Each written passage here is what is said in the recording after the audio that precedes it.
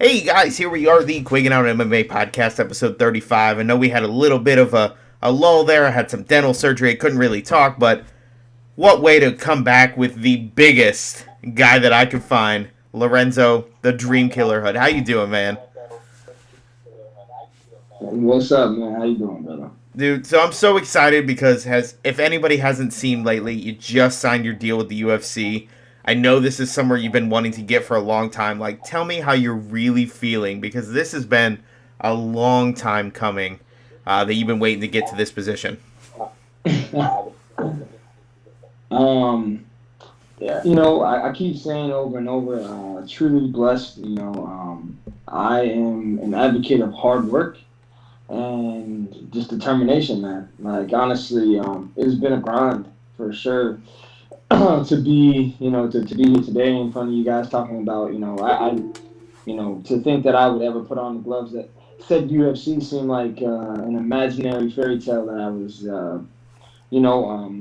Fighting through injuries and just bad luck and just things happening, and then life just completely changing around, over the past 2.5 years, and now here we are, man. Like, getting the platform and the biggest platform in the whole world to show my skills, man, and go out there and just do what I do best and have fun, man. And obviously bring something new to the heavyweight division that I feel like is kind of stale right now. Yeah, absolutely. And I know you mentioned bad luck, and I'm just going to bring this up. So the last time we got to talk, right before Bellator 141, we were literally so excited. You were Oh, talking about everything that happened. Like, how crushing was that to have that injury happen in warm-ups? And how was it really a blessing in oh man. disguise? So, I know that hurt. I know, I'm sorry. man, yeah, no, man, wow, wow. Whew. So, I was on top of the world. Everything was like just moving great. Life was amazing. Warming up for the fight, and like literally like minutes away from the main card starting. My fight's about to happen. We're warming up, and I throw a kick, slip off the backside of the mat, and just hear this really loud noise, man. And my coach, I looked at my coach because I thought it was him. I'm like, "Are you okay?" And he's like, "No, it wasn't me. Are you okay?" And I'm like, "Yeah, we're good." And so I went to move, and I was like, "Wow!" Like, hold on. And then I looked down, and immediately the knee started to swell. And within, I want to say within a 5 to 10 minute time period, my knee was like 3 times the size of my other knee, and I was like, "Oh man!" And man, dude, that was crushing, man. Like that really, that sent me, that knee injury cost me so much in life because one, it it created more knee injuries based on the one injury that I already had. Um, and from that point on, then I got a surgery, and that same tendon and ligament that I had messed up, my LCL, my PCL, and my MCL all tore again. And man, it was just like this whirlwind, So then I ended up going to I rehabbed, came back way too fast because I was like nervous about losing my spotlight, my stardom, what I had, all this that I had worked for, and I came back and lost the fight that I never should have lost in a million years. Um, so then I was like, oh my goodness. So then in the fight, in the comeback against Shelton Graves, I fought him. Um, I retore my LCL and PCL. Yeah. So I'm like, oh my God. I'm like, what is going on? Because I didn't rehab it all the way. So then a couple months go by, we get another surgery, and I'm rehabbing, and we get a call from World Series of Fighting. And I'm like, oh my God, here we go. Like, here's another great opportunity. But I'm like, I'm still hurt, but I'm not hurt enough to where I'm like, I feel like, as a fighter, bro, we want to fight. Yeah. And if you're thinking of my mindset at the time, I lost the biggest opportunity up until that date to fight in Bellator. which was crushing for me, like depressing, crushing. And I didn't even, and then like you think about like I made weight, but I didn't get paid for it, whatever. It doesn't even matter all that stuff. But like then you fast forward some time, and I'm like, okay, here's another chance to show the world. But I'm like, I'm not healthy still. So me and my coaches are going back and forth. I mean, I was so unhealthy for the World Series of Fighting fight that I had to sign a waiver that stated that my leg was in such bad condition that if it had to get amputated after the fight, that I couldn't sue. Like that was a letter I had to sign. With the commission and the doctors in the back Holy room. shit! Yeah, like it was that bad. And the sad part about that fight is if you watch the fight, I'm actually winning the fight. Stuff the takedown, like, and then here like so then here's where like the mental part, and this is why I say like this is all a blessing for me that all the stuff that happened. Because going into that fight, it was the first time I had been into the second round. And I was like, okay, like this is going fine, whatever, but mentally, my body, my mind just quit. And like, so there's 10 seconds left in the second round. He puts me in a guillotine. It's not even super tight. And, I'm a real dude, man. I've been a real dude. For those of you that follow me, I don't bullshit. I don't sugarcoat anything. I keep it real. It's part of my, like, just who I am. I don't bullshit the fans. I don't bullshit people. And he put me in the guillotine. It wasn't tight. I knew there was 10 seconds left, and I just quit. I was like, I'm fucking tired. I didn't get to train for this fight. I didn't get to train for any cardio for this fight. I didn't get to do any wrestling. I trained literally like 3 days for that fight because most of the time I was just icing my knee and trying to like get it ready so I could at least fight and make some money. So my mind just quit, bro. So I was like, oh, okay. So that for me, I had never quit in anything up until that point, and I felt horrible, like from my coaches, for myself. There was like no feeling that I've never felt before, other than that. Like I like just felt so heartbroken and let down that was even the where my body and mind had went to. So I was like, okay, I'm done with this. Like I'm just done. Like I can't get healthy clearly. Like and I can never want that feeling again. So that feeling ate at me. I sat on the couch. I retired. I opened up a business. I was like, okay, like whatever. 2000 and early 2017, like I was still training boxing because I was trying to get back in shape after the surgery Well, that I had had. and you had Finally six boxing fights, like 6 boxing matches Yeah. in 2017. Yeah, so I had so in 2016 I retired from MMA and I was done. I got the surgery, I got the proper surgeries, and I properly rehabbed. 2017, I had opened my business. Somebody had approached me. They're like, hey, like you should try boxing. Since you really good kickboxer. I'm like, oh, whatever. I don't really care. I was like, I can do it on my off time because I opened up a rehab construction company. Mm-hmm. So rehabbing houses. I was working like 15 hours a day, and so then I would go and do boxing like late at night with the coach. So then I ended up fighting like 6 boxing fights and like 12 kickboxing fights in 2017. Holy crap! And I'm like, okay. Yeah. So I ended up fighting a lot, but I was like training only like 1 hour a day. And I wasn't even training kickboxing, I was just training all boxing. Really was like such a great thing for me to do now as I fast forward, through the timelines. But so, I fight 2017, kickboxing, boxing. I'm like, okay, 2018, an opportunity comes up for a big boxing event against a really good guy. That guy ended up pulling out. And so the promoter's like, hey, man, I didn't know you were, like, really well known in MMA. And he's like, I'm like, yeah, man, I retired from MMA in 2016. He's like, listen. Like, we have a guy who's like 16 and 17 or 17 and 16, one of the two, who's really good out here, who's a veteran as well. Let's make it a main event belt fight, a title fight in MMA. And I'm like, It's 4 days to the event, keep in mind. And I've been training just for boxing, and I've only been training like, so I'm like, here I go again, like about to fight in MMA. But the difference was like, I knew I was in shape, but again, boxing and MMA are two different worlds apart. Yeah.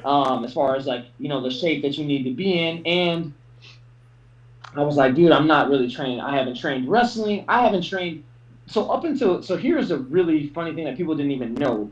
I have not trained any wrestling or jiu-jitsu from my amateur career up until like 2000 and like, well, I went to the Black Zillions. I was training wrestling down there for a little bit, but like I hadn't consistently trained wrestling at that point. That was it. Like I wasn't training any ground or any wrestling because I couldn't, because I was injured and I was hurt, so I could not train. And my cardio, like my strength conditioning, my cardio was like I could barely do that because my leg hurt so damn bad. So, anyways, 2018, the fight, it's in April. I said, I'm like, you know what, fuck it, like, let's do it, man. So I told my coaches, they're like, are you serious? I'm like, yeah, let's do it. So, we get to the event, man, and I'm like, I was already like, kind of like in a mindset. I was smiling, I was having a really good time. It was such a different feel that I had in my previous MMA events, even when I was winning and stuff. So, we see this dude. I'm like, man, this dude's like 6'8". I'm like, oh my goodness. I'm like, all right, well, whatever. And of course, I'm like, he had fought a bunch of guys like Sean McCorkle and people like that. And so I'm like, all right, he's gonna be good, whatever. And I'm like, he's probably gonna try to take me down, of course. And so whatever. So the fight comes out, and needless to say, I end up head kicking him and knocking him out in 48 seconds. In the first round, man. So I beat him up, pretty good in the first round. So I win the belt. I get on the microphone, and I'm getting messages from people everywhere. And I'm like, no. I was like, I told my coaches, I'm like, hey, listen. So we're not gonna fight in 2019. We might not even fight in 2020, unless it's like boxing or bare knuckle. I was like, but we're gonna go and we're going to wrestle and do jujitsu and get our cardio up for the next 2 years. I'm like, are you guys cool with that? And my coaches are like, okay, they're like, not really. Let's do it. Yeah, they're like, not really, but they're like, like really, but not really. So, so that's what we did.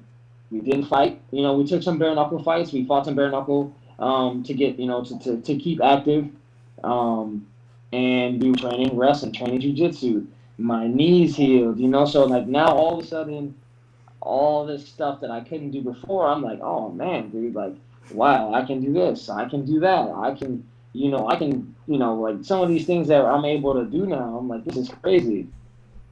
So, so in 2020, we strategically, we're like, okay, we want to get our name back out there full speed. What's open right now? Because MMA wasn't really open because of like the pandemic. Yeah. But bare knuckle was. So we're like, okay, like give us one of the baddest dudes you have. So they're like, okay, we have this dude, who fought Tim Sylvia, he's a good striker. He has a Olympic gold medalist boxing coach, and we're like, okay, let's take him. So go out there and knock him out in 28 seconds. Bam, bam. Yeah. So that was their top guy at the time. So they're like, okay, do you want to end? We're like, yeah, give us another guy. Bam, knocked him out in like 35 seconds. I'm like, okay. So then, every time I get on the microphone, I'm not talking about bare knuckle or boxing. I'm talking about MMA, because I'm like, this is where I need to get back to, right? Because I know everybody's expecting the old Lorenzo to come back out here. So it was either me knock you out in the first, minute or so, or, like, obviously, because at that point in time, when I came back onto the scene, I was 13 and 4. Mm-hmm. So it was, knockout or, the couple losses that I had. So, so we're like, all right, it's time. Then obviously the pandemic happened and all that stuff. So, we reached out to promotions were reaching out to us, but obviously they were having trouble matching me. And I'm like, we haven't fought it. 3 years, like, come on, like, get us somebody. Well, so, I know that's always been a problem with you. They came back to us, and we're like, yeah, It's always been an issue. Like getting people, like even we were fighting veterans like Jeremy May, who left in the middle of the night after weigh-ins, and like other people who said yes, but then like didn't show up, and we had a lot of people who canceled. So it's always an issue, and it's been an issue, which is still till today. It was an issue, obviously now in the UFC and stuff like that, it's not, but up until this point, it was always an issue for us. So the guy's like, listen, all we have is this jiu-jitsu black belt who is an instructor. And we didn't even ask his record, and we didn't even ask anything else. We just said, okay, cool. Because I knew instantly, I was like, I could care less what his record is. I was like, the fact that he's a black belt and he's an instructor, I was like, the only losses I have come from guys like that. Mm-hmm. So I'm like, okay, let's do it. So then I tell my coaches, I'm like, hey, I'm going to take the dude down and beat him up on the ground. And they're like, what? No. Yeah, exactly. They're like, no. They're like, no, you're not. You're going to knock him out like you knock everyone out. And I'm like, no, I'm not. I was like, I'm going to take the dude down, and I'm going to beat him up on the ground, and I'm going to make him look like he does not belong on the ground. So, and obviously now I can do that because we're training and I have it's, so sure enough, man, the fight in January comes out against Swester or whatever his name was, and I hit him with a 1-2, caught him with a T, and hit him, hurt him, threw him against the cage when he tried to shoot, and then he stood up and we clinched a little bit, and as soon as we clinched, I just threw him, boom, went for a throw, threw him, and then just beat him up, terrorized him on the ground, and. I knew at that point people were going to be like, wait, does this dude have some ground now? Like, wait, what's going on? I knew people were going to start looking, and then people started to see, my training videos. People started to pay back attention and be like, man, this dude looks so different than he did, 2016, 2015. Yeah. And then my mindset, my mentality, how I approach things, the things that I do, I don't make excuses for anything. I just go out there and work hard and work hard and work hard. And, then we were going to fight in March against Maurice Jackson, but he pulled out last minute. So I was training for that fight. That fight got pulled last second. I was supposed to fight March 20th. They pulled that fight like March 16th. Jeez. I was like, oh my goodness. Yeah, exactly. I'm like, okay, here we go. So then the April fight, we're supposed to fight somebody else. They called us like a week before, and they're like, hey, listen, so we had a guy that we were going to bring, was local. He pulled out. We have another guy. We're trying to get a hold of him. Could be possibly be Jonathan Ivey. Could be this person. We're like, all right, whatever, it doesn't really matter. So, yeah, I'm like, all right, whatever, it doesn't matter. So then it ends up being this dude, whatever the hell his name is, God, that I fought just a couple weeks ago. So, then we went out there and, we starting to, like just showing people like small glimpses of what we can do. Like people are like, wow, there's a 260-pound man throwing flying knees. There's a 260-pound man throwing tornado kicks. There's a guy out here who, and for me, I'm like, I was always able to do these things, but I could only do them at a small clip because my knee and my cardio, right? So I was always nervous about like letting all these things go and happen because I was like, oh man, dude, I'm going to run out of gas. But now, gas tank is unlimited. Like I'll go for however many rounds, I'll throw whatever I want. I don't fear anything, man, and I'm healthy, man, which is such a huge thing. And my mind is healthy, my mentality is healthy. So now I go back and I think about that World Series of Fighting fight, and I'm like, that's the best thing that ever happened to me because, being able to admit to myself that like, damn, I quit on myself. I quit on my teammates. I quit on my coaches. It hurt me. It hurt me to the core where I was like, I will never, ever let that happen to me again. So every day that I step into the gym, I literally give everything I have in my body to the point where like when I get done, I'm almost sick. Because I don't ever want that to be something like I never, ever, ever will let myself do that again. So I will I literally just give everything I have, so because it'll never happen again. Like whatever, losing may happen again at some point in my career. Hopefully it doesn't, but it'll never be because I got outworked or I mentally broke down or any of that stuff. Just because that just won't happen. Like nobody's gonna outwork me. And yeah, man. So the best thing that happened was through the couple defeats that I had. Those things really just helped me mentally just become so much stronger as a fighter, as a man. And obviously, what I'm saying, like, I had to make so many adjustments in my life, in my career to obviously be sitting here again with you and then. So it's been a long road since then. Yeah, man. It's been a extremely hard. Like, listen, nobody can say I back in. I got in easy or nothing like that. I'll tell you that. Nobody can say that. No, and what I wanted, like, that's probably the longest explanation ever, but I love that you encompassed everything, because that's exactly what it was. Nobody ever says they learn from a win. Nobody learns from a win. It's impossible. Mm-hmm. You go, I knock a guy out in 15 seconds. Well, what if it had gone 20 seconds? You're always second guessing yourself.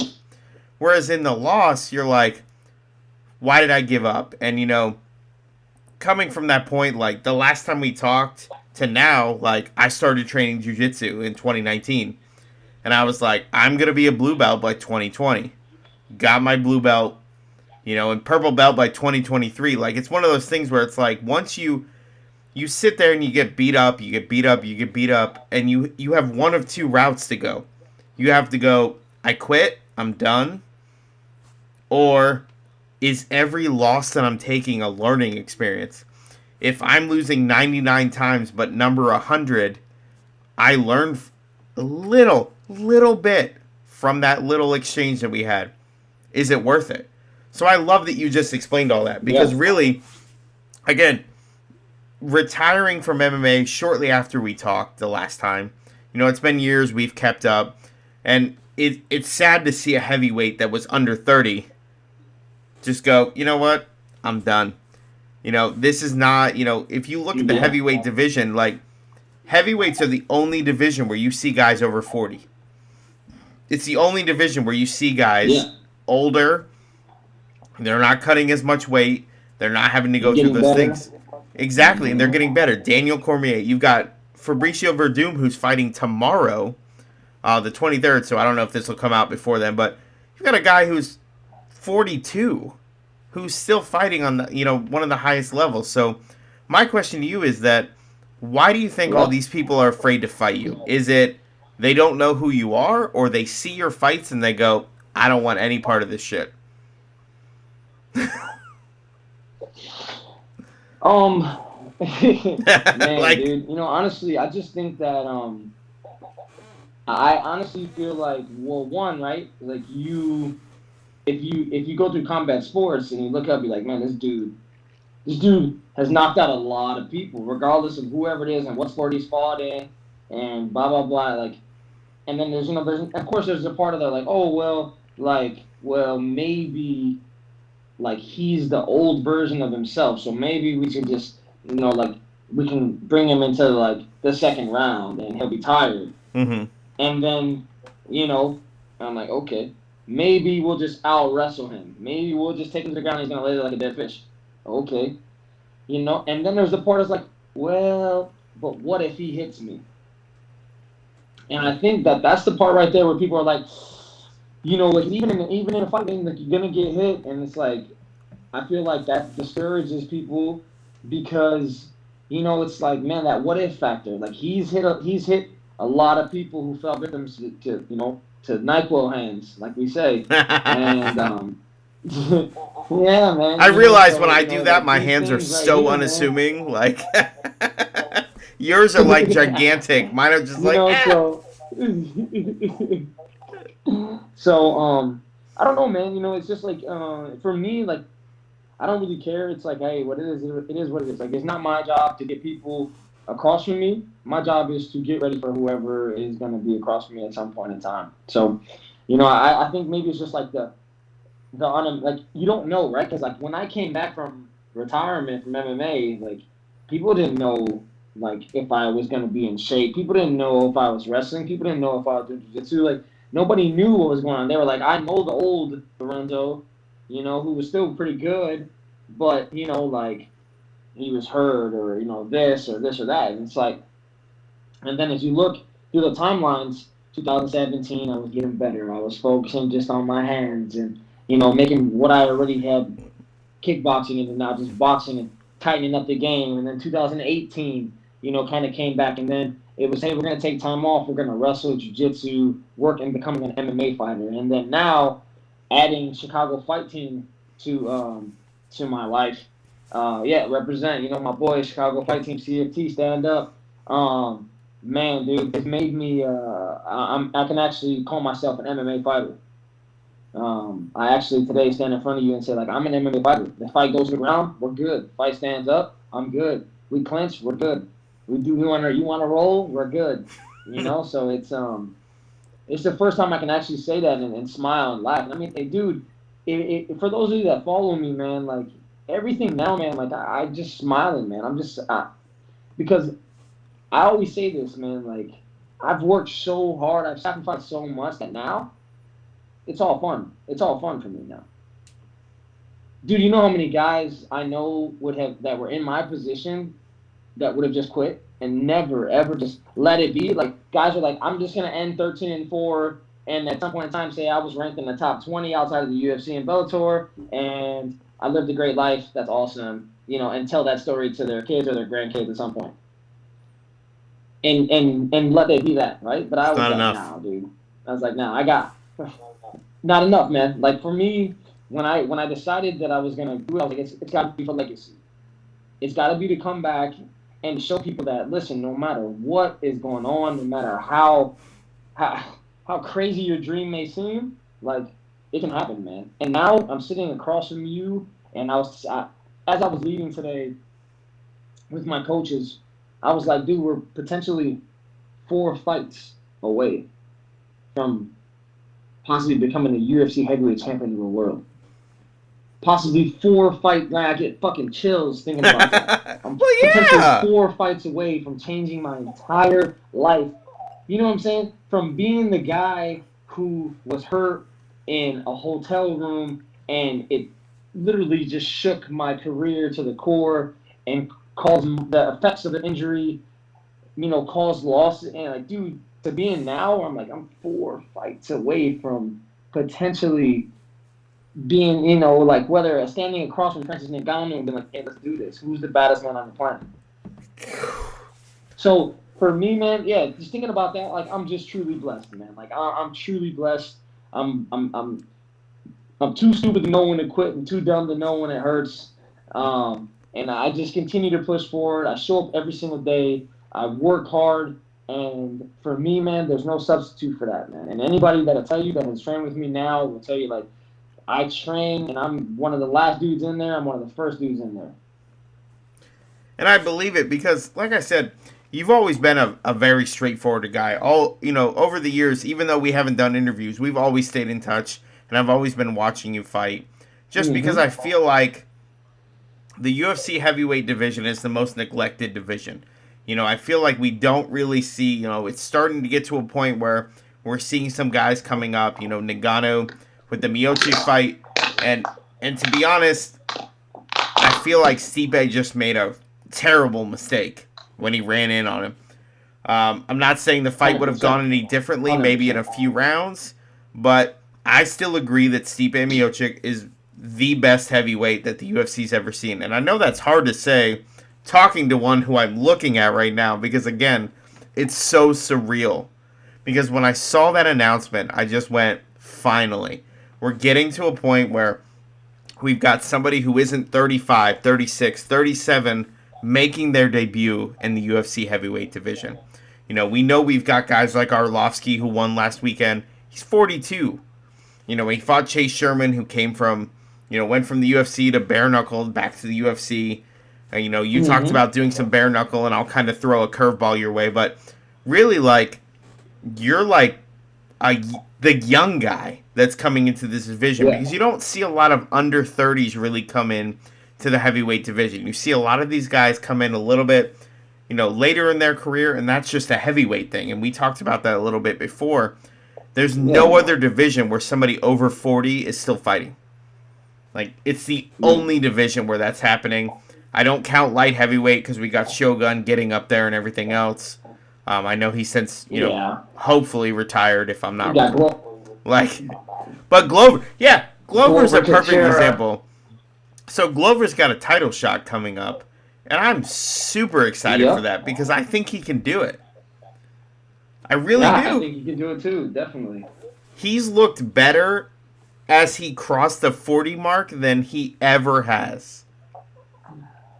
100%, man. 100%. So that just blows my mind. So couldn't agree more with you. Going off on a tangent there. So I remember when we talked in 2015, 2016. It was 2015. I'm looking at it right now. You had talked about fighting Dylan Kleckler. And I know he's fighting in bare-knuckle now. So if you ever get that chance to fight him in bare-knuckle, you want that fight. No, man. My aspirations in life are one-minded. I'm one-track-minded, man. I literally want to be fighting the best in the world, and that's in the UFC. And like, no offense to bare knuckle, it's awesome. It did its thing for me. It really helped me get back on the grand scheme of things. But dude, I'm looking for whoever's got that. Man, obviously it starts in August with the first guy, Lucas, whatever his name is.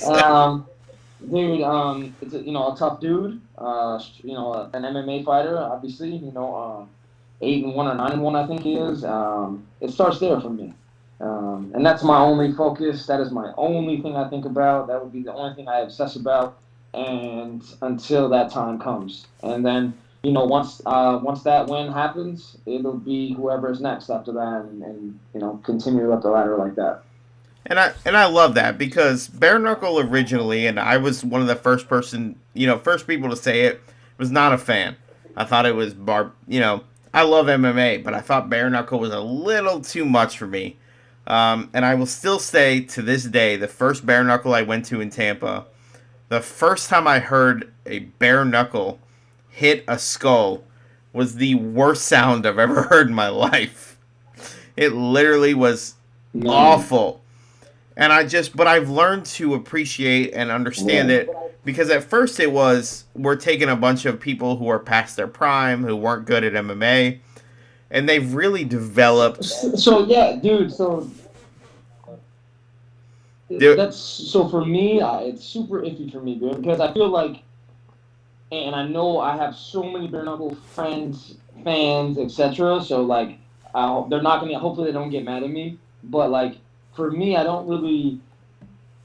It's weird for me because I feel like most of the people that they do bring in are people that are like people who didn't have good boxing careers or didn't have good MMA careers, and then they bring them in and they kind of they start to push these people, and or the people that are got way past their prime, and then they bring them in to bare knuckle, and it's the same thing like you were saying, and it's like super hard for me because I'm like, how could this person be the champion when or et cetera, and it's like, okay, but then you have to understand and respect the sport and see that within itself it's its own beautiful thing.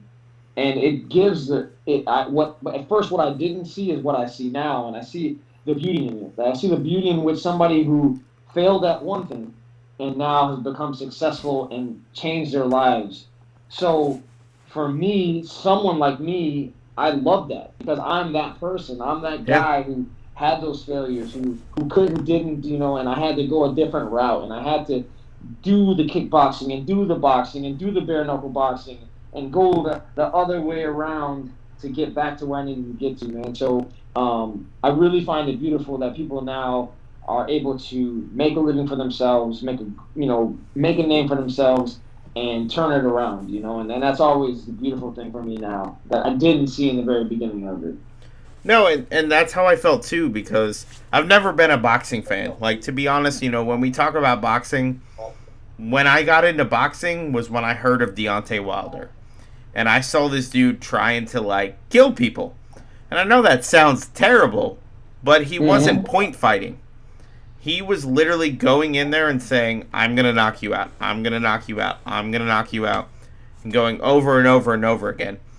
Yep. And you look at stuff like that and you're like, that's, MMA, like, the casual fan doesn't understand why you're going on the ground, why you can't get up. And to be honest, it's why I started jiu-jitsu, because I'd watch fights for almost a decade and I go, why doesn't he just get up?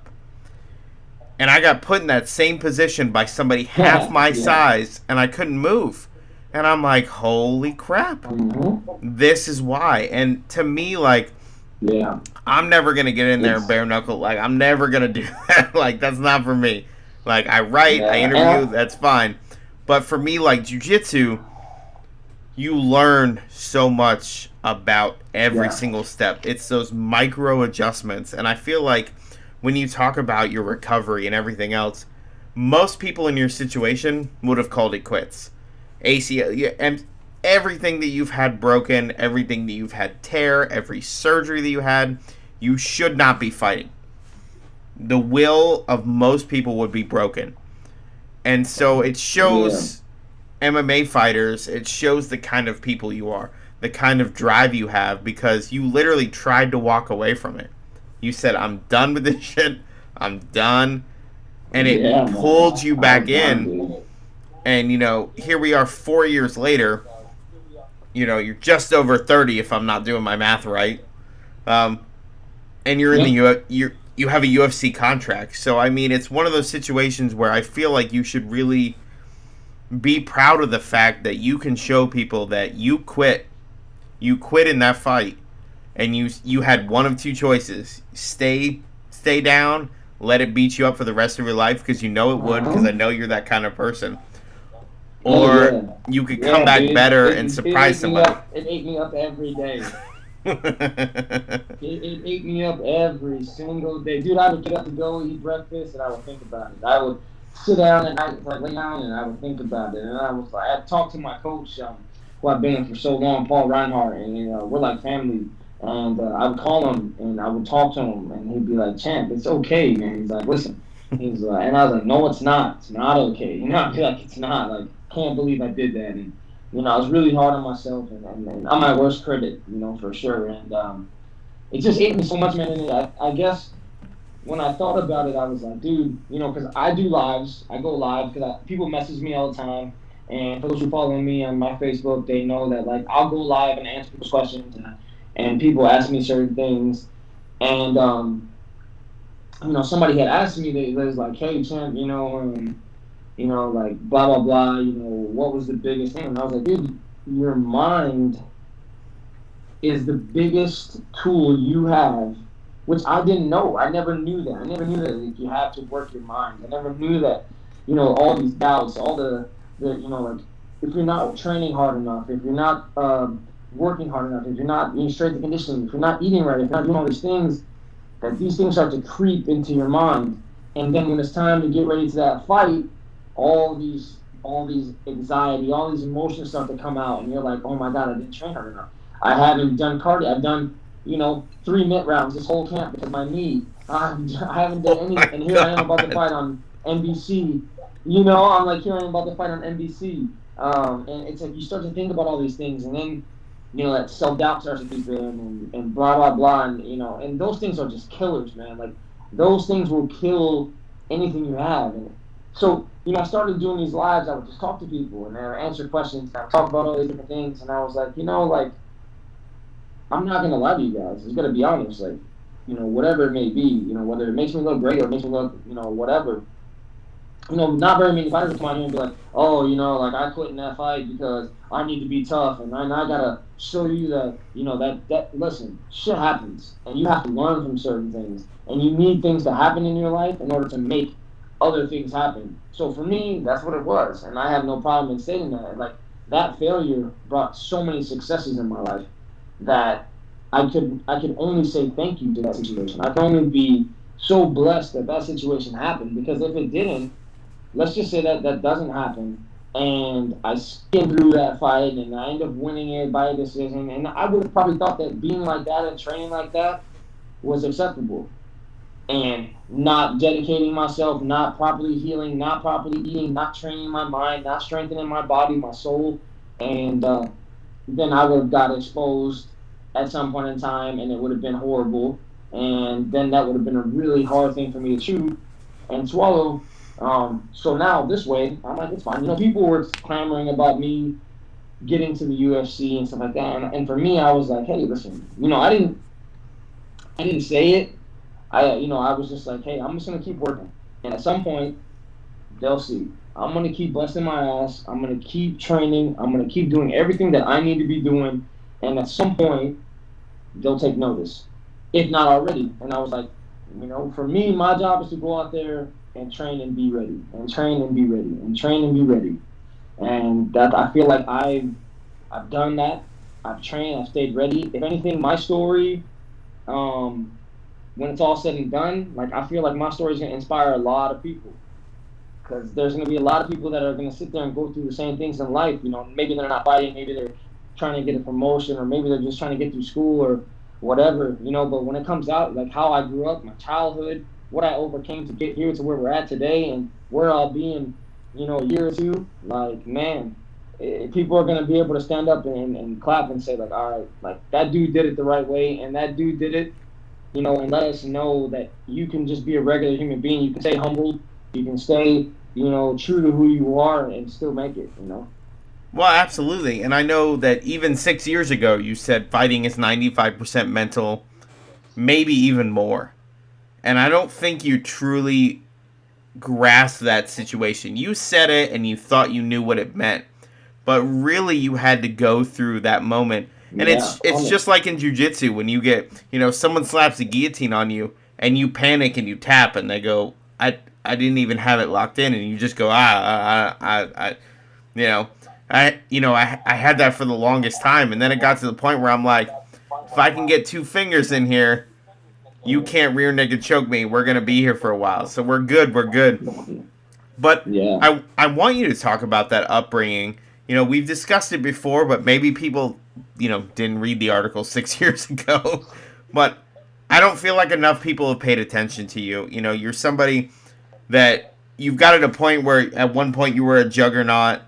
People were calling you juggernaut, and then you have Lorenzo Hunt who's doing BKFC, and they're like, their names are so close that I think people were starting to confuse you. So, like, talk about your upbringing. You just said, when people hear my story, like, what was so difficult about you growing up, and what challenges did you overcome to get where you are now? I know, loaded question. You're like, man. Oh, dude, I got tatted on my chest, man. It says adversity introduces a man to himself. And I'll tell you what, in my life, that has been the truest statement, the realest thing I've ever, heard, and probably one of the biggest, most motivational things to myself. Every morning, as soon as I wake up and I go into the bathroom before I brush my teeth, I always touch my chest and put my hand up to God. And because I'll tell you what, adversity has been my number one friend since I was a child. Not having any money, being so broke that, they cut my gym shoes in the front to let my feet hang out of them. I remember I wore a white shirt that ended up looking like a halter top, and it was like dark yellow mustard color from all the sweat, and it's probably smelled rancid, I'm sure. To hanging out at the hospitals and collecting the food that they threw away, and then going back the next day when they got rid of their old toiletries and doing our grocery shopping like in the hospital dumpsters. Man, just so many different things, man, and I made so many wrong choices growing up. I was always in and out of trouble. Just hanging with the wrong people, doing the wrong things. Because I just didn't know, I had no You didn't have any better idea. guidance, yeah. So, you know, there's no guidance. And again, on top of that, man, it's just like, it goes back to the mental part of it, man. It went back to just, even when I was, again, fighting and I was in that position with you, 5 years ago, 6 years ago, I felt like I was, like, that was owed to me to be there with the best, to be in Bellator, to be in the UFC. I felt like that was owed to me, and that was the wrong mindset completely, 10,000%. Like, ain't shit owed to you ever. And because I had a rough upbringing, or because, I was training here, or because I had did this, or because I had did that, I felt like, I could, because things were owed to me, that I could cut some corners in my training. I could cut some corners in my diet. I could cut some corners with the things I needed to be doing, and that it was going to work out because it was owed to me, because I had a rough this or a rough that. And it took, 3 years later from the time that we spoke for me to sit there and really reevaluate my life, reevaluate myself as a man, and understand that my problems all start with me, not somebody else. And every issue that happens in my life is a direct cause from me. And I didn't understand that because I wanted to blame everybody else. I wanted to blame everybody else for my knee injuries. I wanted to blame everybody else for losing. I didn't want to give, credit to where credit needed, and I changed my life so drastically, man. I changed my mindset so drastically that I no longer became the victim of my story, but I became the hero of my own story. And regardless of what happens from this point on, I know I've come further than 95% of people would ever. Hey guys, we're back with Lorenzo, the Dreamkiller HUD. So sorry about that, but new day, new lights, it's bright outside, whatever's going on. So thank you so much for taking the time. And I just want to talk, get right into it. We were talking about adversity yesterday, and you said, every day you touch your chest, you point up, and everything that you've had to go through. So talk about, like, you were saying, as a child, like, not having money and having to cut. So, like, talk about all that and what it means to be where you are now. Well, I mean, first of all, I really truly believe that, in life, we want things, whatever it may be. We want things, and we're such a rush to get them that I think often what happens is we get an opportunity of what we think we wanted, but we're not ready, because although we want something, we haven't prepared for it, and you haven't given all that you need to have accomplished that goal, that dream of yours.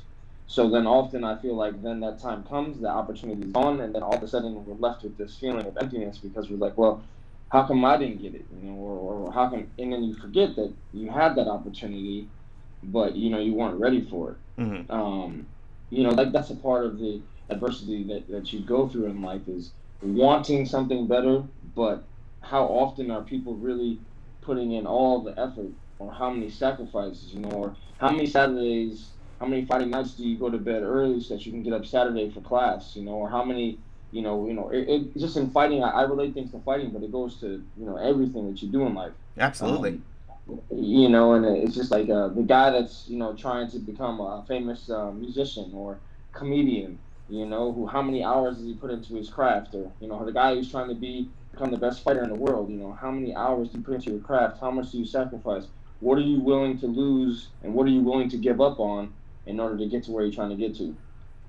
So for me, I think that comes from just like my childhood, my teenage years, man, even my young years, my young 20s, and going through so many different things. Like for me, a guy who was always an athlete, that was my way of being out. Being a great rugby player, Mm-hmm. And then getting an opportunity, that being a great football player, getting an opportunity to do that. being a guy who was able to get paid to play pro football. Being a guy who the WWE offered an NXT contract to after 2 days at a WWE tryout. And Oh. after like I wrestled for like all of 3 months at some dude's school. This guy Randy Ritchie, I wrestled at his school for 3 months.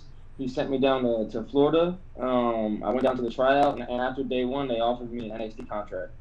Um, so like a guy, yeah, exactly, That's yeah. There's crazy. so many different avenues in my life. So like when people talk to me, they're like, "Wow, you've had so many opportunities to do so many different." What's funny? So I just read a message as you saw me read a message. Mm-hmm. So it's this guy that I know. He's like, hey, message my buddy. He's an NFL agent. They're looking for the San Diego Chargers are looking for Los Angeles Chargers are looking for a defensive lineman. I know you have a lot of things going on right now, but he wants to talk to you again. Are you still active in football? So like, yeah, it's my life has always been this whirlwind of craziness. Like, to where others would be like, oh man, like settle down. Only think about one thing. Oh, like if you fail at one thing, then then it's over with. And for me, it's like never been that way. It's always been like, okay, like that didn't work out because I didn't want it to work out. If I wanted it to work out, then I would have worked harder. I would have sacrificed more. I would have given it more time. I would have done this or I would have done that. Like so for me, like I turned down, the NXT thing. Football injuries happen, things happen. The beginning of my career in MMA or the middle part, I guess if you want to call it, because I feel like, I don't do this whole 2.0 bullshit and 3.0 bullshit of yourself. But But what I it do works for believe, you. but I do truly believe that, there's sounds like kind of weird. I'm gonna go a little crazy for you for a second, but like I feel like there's parts of you in life that die, and as those parts die, the new parts of you grow, Mm. right? So like for me, the mental side died for me and just went by the wayside. And Yeah. then as 2018, 19, 2020, 2021, it was kind of like I just my brain was reborn and rebuilt completely from scratch. And a lot of times that happens to us in life, but we just we don't catch on to it quick enough, Mm-mm.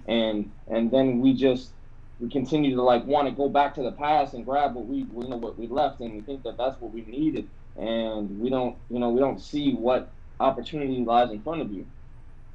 So all the things that I went through, being broke, being super hungry, not having any guidance, not having money, not doing, not making the right decisions.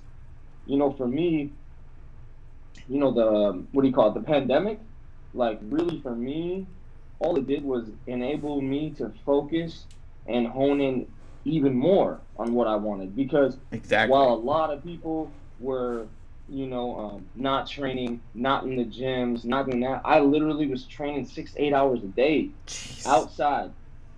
Literally, I was outside. I mean, literally just training, training, training. I went from 312 pounds, and then I'll show you a picture, and I'll send it to you personally, Ooh. and you'll see. And I look like I'm probably 8 months pregnant. Because I was like, at first when the pandemic happened, like I was like I said, 2019, I was still training and wrestling and doing our things, but I was like, okay, like there's no fights, I'm just gonna Yeah. weight lift, I'm gonna get super big and bulky and blah blah blah, and I got super big, but obviously I was like, oh wow, and then I was like, man, what if this pandemic ends tomorrow? I was like, and then MMA opens up, and I was Yeah. like, shit. And like even my first bare knuckle fight that I fought, and I weighed in like that fight was I want to say in March last year. I waited for that fight at like 287. I was starting to drop down, Mm-hmm. and we went into that fight, and like I said, we won that fight super fast. And then it was like from there, I just continuously was on the grind mentally because everything I was doing was kind of honing in towards MMA, and I was like, listen. I don't want there to be any excuses. I don't want to fight at super heavyweight because I know as soon as I win at super heavyweight, somebody's going to say, well, there's no super heavyweight division in the UFC, so it doesn't matter you winning at super heavyweight. Yeah, exactly. You know, so I was over, like, something I learned too was that if there's no criticism from the world, and if you're worried about what people are going to say about you, and if you're constantly thinking about it, then being successful is not for you. No, not at all. Because as soon as you become successful in any way, shape, or form, then you have to be ready for all the bullshit that comes with it.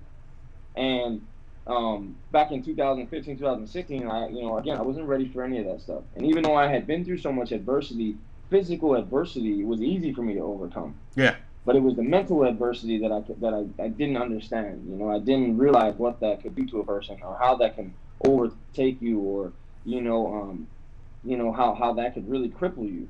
Mm-hmm. You know, and it's funny because last night my phone died, obviously, when we were doing our interview, and so. I mean, what are you talking about? That we just restarted. Yeah.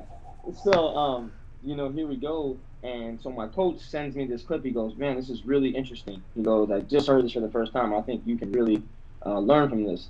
And it's GSP on Joe Rogan's podcast. Mm-hmm. And GSP is saying, he talks about how he quit against Matt Serra. Yeah. He says Matt Serra hit me and I didn't want to be in the fight anymore. And I really was just looking for, to get out of there. And I just quit. And he goes, it was the best thing that ever happened to him. And I was like, oh my God. Yeah. I'm like, bro, like, here's one of the greats, right? Not that it, not that like I found any solace in that happening to him, but I was like, oh my goodness, like here's one of the greats telling you that. And then he goes on to say that when he was fighting again, he's fighting later in his career. He says, I got hit and I felt the same exact way I felt in that Matt Serra fight. He goes, but I overcame it.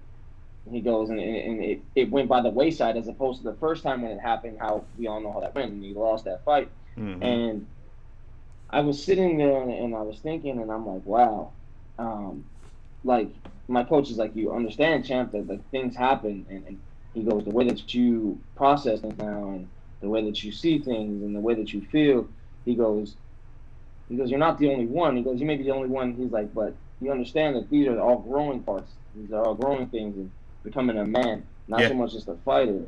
And it's a good coach. I was like, wow, yeah, shoot, me and my coach, we've been together for so long that he understands, from not even just a fighting standpoint, for me, like we say this thing, man, and we say like, he says, champ, when you're mentally locked in, unbeatable.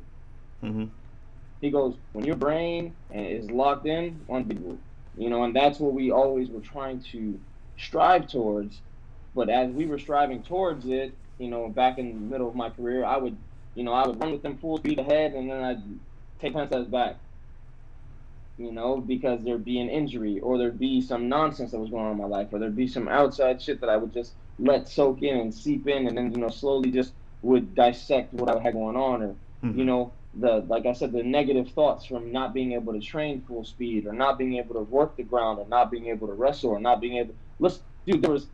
I would see the first, I want to say, there's probably 11 or maybe 12 fights of mine that I probably did no more than 5 minutes or maybe 30 minutes of work for.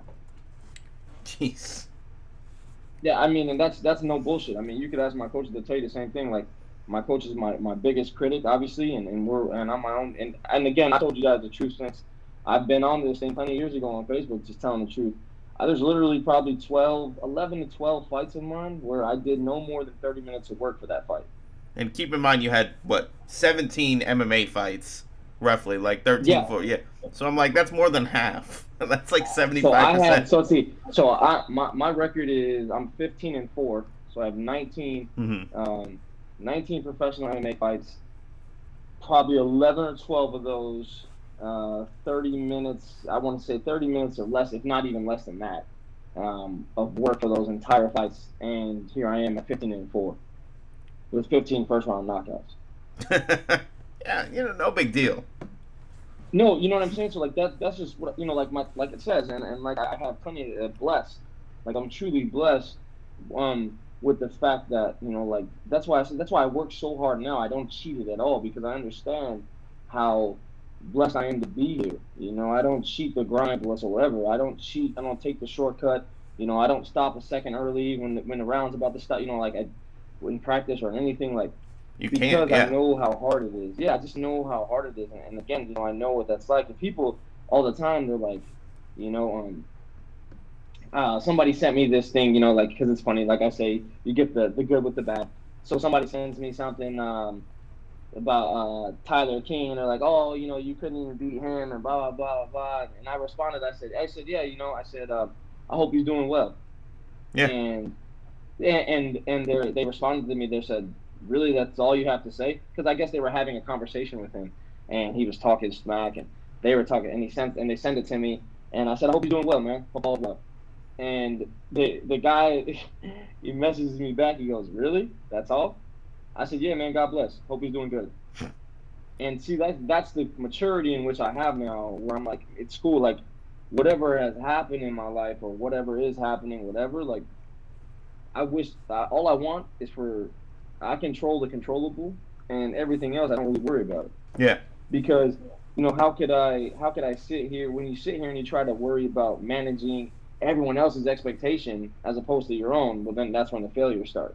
Absolutely. That's when you start, so again, like, all of the things I've ever been through have prepared me for where we're, and then I sit here now, and like I said, I was in a parking lot yesterday after practice, and I'm sitting there, and me and my coaches were standing there, and I'm like, could you imagine? I said, think about 2015, 2016, our last fight. I said, where we were at. The tears that were coming down my eyes, as I told you guys, that I think I was just done. And I just didn't want to do it no more. I said, and now we fast forward, 6-7 years later, and we're talking about being 4 fights away, potentially. From a title. From a title. Yeah. You're talking about being 4 fights away from a possible title. Like, what? And not just any title. We're talking about the show, the big show, So it's like, when you think about it like that, I've won already. I've won already. Now, obviously, there's more work to do because I'm not satisfied and there's more things that I want to accomplish.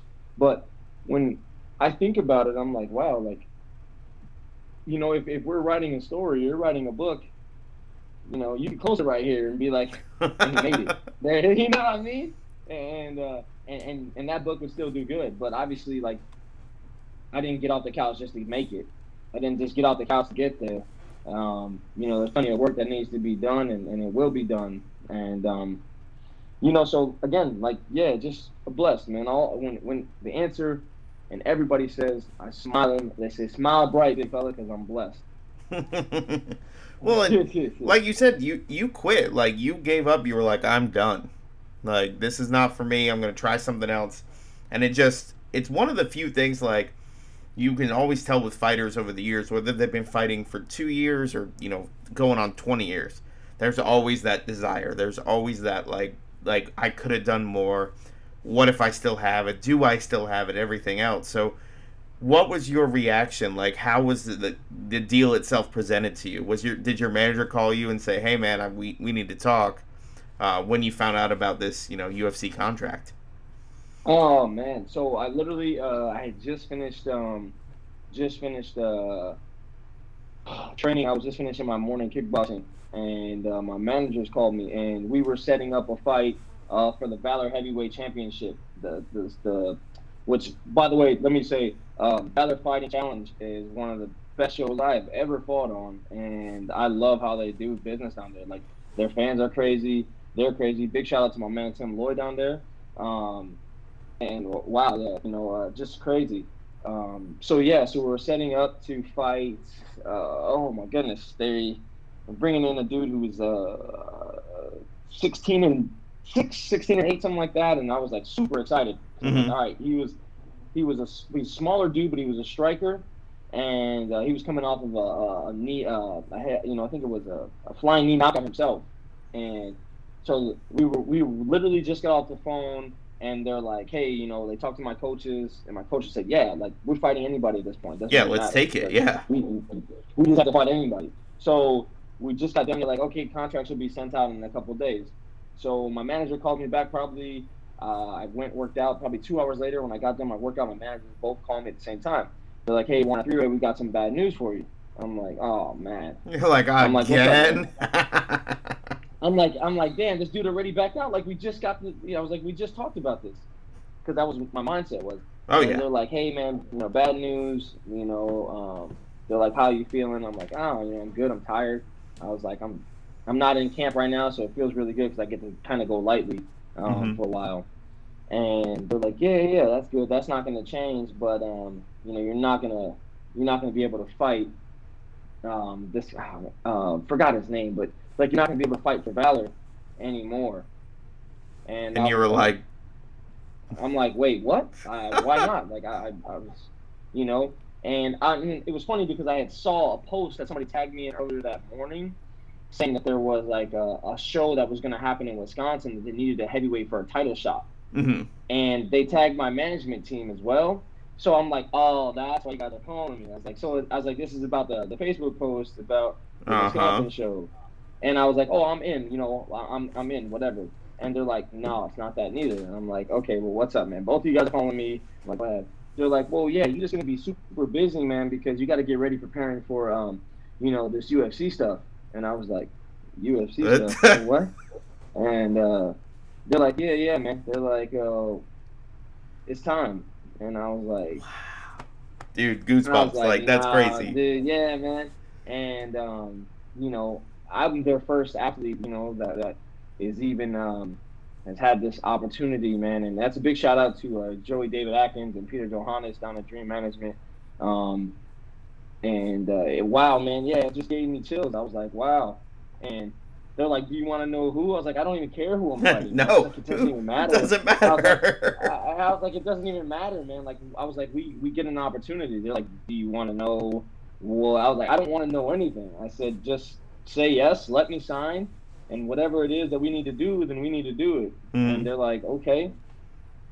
And, like we're all kind of celebrating. And then I was like, yeah, man, I was like, let's roll. Like, let's, I was just like, wow, I was in shock. And then, there was a couple of days of going back and forth and figuring things out. And then finally it was like, I'm reading,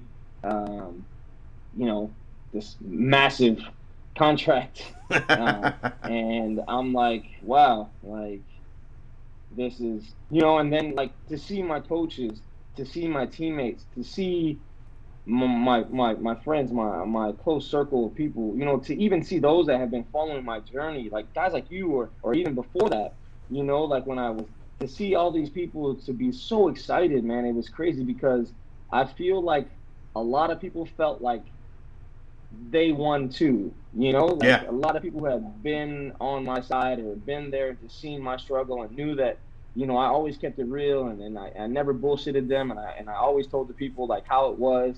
And I feel like there was a part of a lot of people that felt like, wow, like, like the regular guy, the guy that was like down and out, dude, the dude who talks about following his journey and his dreams every single day on his lives, he did it. Like, he didn't just talk about it, he went out and did it. And again, so much more to do and left to be done, but just this portion of the book, man, just, yeah, man, 4 wins, bro. 4 wins. Like, so, yeah, man, it's just, it's an amazing thing, man. It's an amazing feeling, and I hope that somewhere, at some point in time, when this story is told, it'll inspire some people to get up and do and chase that dream down rapidly, chase it down every single day, man, and don't give up, because honestly, you don't know like how close you are, you don't know how close you are, but at the same time prepare as if it's like a step away. So it's like a really hard thing to do, right? Because it's like, man, I gotta chase this dream down and I gotta act like it's right there, but maybe it's not right there, but I gotta stay acting like, so it's a lot of mental, but once you get it down, it doesn't go anywhere. It locks in all the way.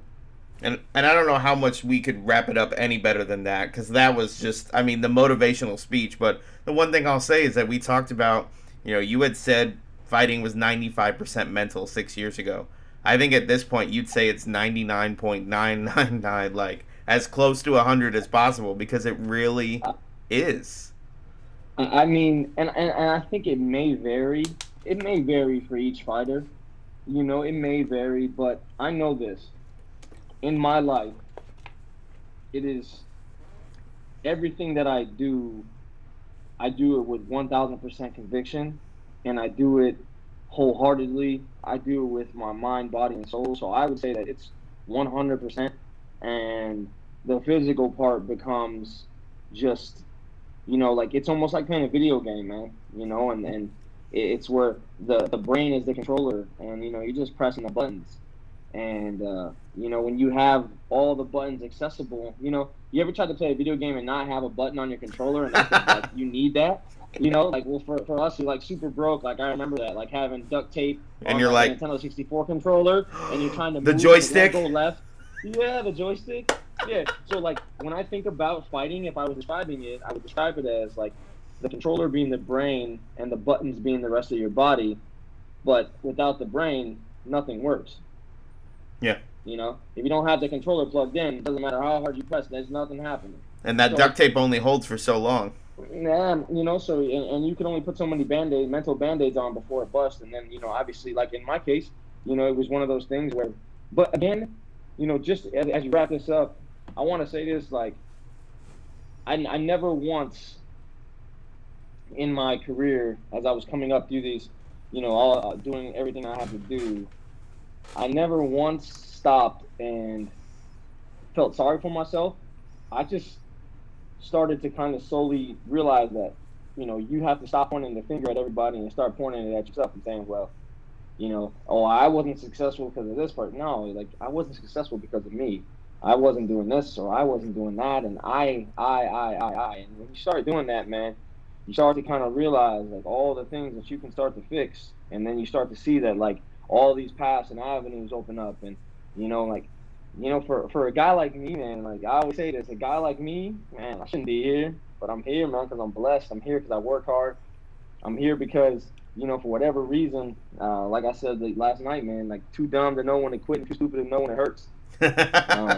So, you know, like, man, it's a true blessing to scroll back 6 years and have you be able to look at that conversation that we had, and for me to hear those things and be like, wow, like I knew them back then, but I didn't know to what extent like those things meant. Like I knew how important fighting was. I knew how important mental was. I knew how important the grind was. But man, I was just so excited to be there, man. I was just so excited that people were finally like noticing who I was, and they were realizing like all the things that I was doing.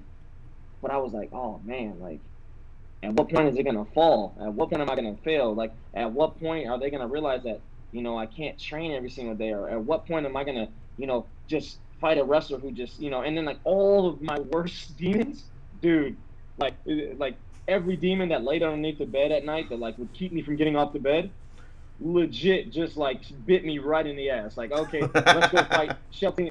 Let's go fight Shelton Graves after your surgery and not rehab the right way, and then have you hurt yourself again and have him just ragdoll you because you have not wrestled in 3 years. Okay, awesome, let's do it. Bam. Yeah, great idea. Great idea. Yeah, here we go. Oh, Tyler King. Oh, our leg might get amputated after the fight because it's so bad. Oh, no worries. Let me go do this.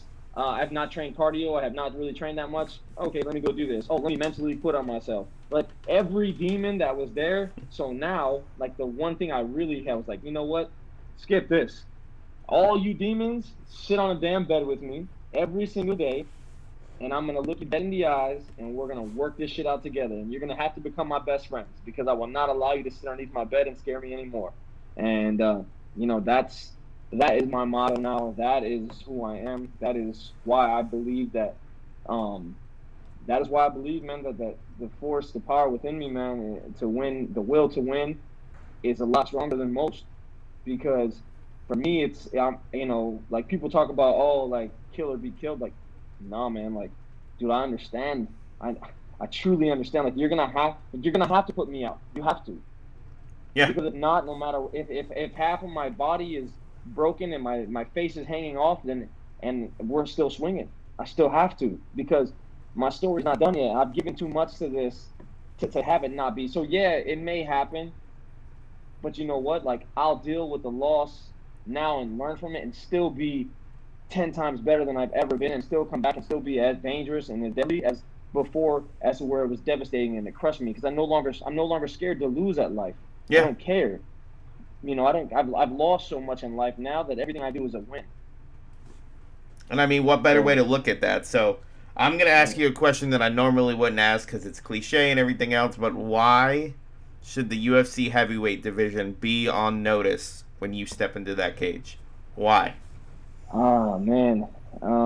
It just feels like there's a storm coming, man. You know, like you kind of just go into these things, and I kind of just have this really weird, foggy thing, man. And it's kind of like, you know, when you're watching a scary movie and you know something bad's going to happen, man. And you're waiting, you're like, yeah, and you're just waiting. You know, I kind of feel like that's how I like going into the UFC. That's how I feel right now. I feel like, man, there's just like some, like I'm just like kind of, you know, not listen, like I'm not cocky or anything, but like I feel like the boogeyman, man. I feel like the guy that's just gonna pop out, and people are gonna be like, yo, where the fuck did this dude come from? You know, and they're gonna be like, yo, this dude is what? Like, where? And then, you know, people are gonna be like, well, like, hold on. You know, of course you're gonna have the haters, you're gonna have the doubters, but you know, like, man, I feel honestly like, you know, when you have the mentality that I'm here, you know, and I made it here, and now it's just my job to go out and have fun. Shit, then have fun. That's exactly what I'm gonna do, you know. And now it gets to that point now where I truly feel like there's not guys that move like me, like hit like a heavyweight, move like a middleweight. Yeah. You know, there's not guys that can do some of the things that I can do. You know, and I'm gonna take it one step further. Like, I just feel like it's my time, bro. Like, you know, there was a thing that came out in 2015, 2016. I was like, oh, Lorenzo Hood era has begun. Like, no way, man, dude. Like, when I look at that, I laugh. You know, what's funny is I actually, in my locker, I have a picture, and it's from 2000. It's from right before I was getting ready to fight Shelton Graves, and it says Lorenzo Hood era has begun. And because I was just coming off of that surgery, but I didn't. And I was like, and I laugh every day. I laugh at it because I'm like, you know, I have all these reminders daily that I do because I never want myself to forget what it was like. I never want myself to forget, you know, all that I had to do to get back to this one, you know, to be talking to you. Like, I'm doing podcasts every day. I'm doing interviews every day. Now people are throwing T-shirts at me, and everybody wants to sponsor and blah, blah, blah. And I sit here and I'm like, ain't this some funny shit? 'Cause I remember this. I remember how this was before. Yeah. And, you know, but you don't understand it when you're on the grind. You know, you don't appreciate it the way that I do now. Like, so now, you know, I just appreciate it. It's all a fun ride, you know, like, and we're going to go out there. And honestly, man, like I said it first, I said it right here to you first, to people, 4 fights, bro. 4 fights. You're talking about this time next year? Whew, man, you're talking about that. You know, they're talking about that Conor McGregor red panty night. You know? Oh, gosh. We almost made it through a whole episode without him getting brought up. We almost did it. Man, dude, you got to, you know, like, listen, man, it's just life-changing, man. I'm just blessed to be here, man. I appreciate you guys having me on the show. You know, you talk about an athlete who understands what the journey is really about. Like, I feel like I'm that guy. I do too. So, well, thank you so much, man. I appreciate it. I'm going to splice everything together, make this awesome. And looks like you got one more thing to say. I see it on your face.